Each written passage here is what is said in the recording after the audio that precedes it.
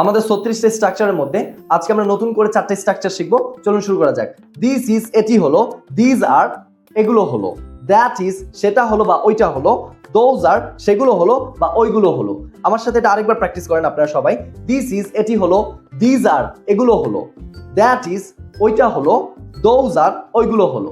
এখন যদি সেন্টেন্স দিয়ে প্র্যাকটিস করি, দিস ইজ আ ফ্যান এটি একটি কলম, দিস আর ফ্যানস এগুলো কলম, দ্যাট ইজ আ ফ্যান ওইটা একটি কলম, দোজ আর ফ্যানস ওগুলো হলো কলম। এই যে যখনই প্লুরাল আসবে, দিস আর দোজ এই দুটো হচ্ছে প্লুরাল। এই দুটা যখনই বসাবেন, আপনি যে নাউনটা বসাচ্ছেন ফ্যান হোক, চেয়ার হোক, বুক হোক, সেগুলোর পেছনে এস যোগ করে দিতে হবে প্লুরাল তৈরি করার জন্য। সো আমরা হচ্ছে চেয়ার দিয়ে পড়ি।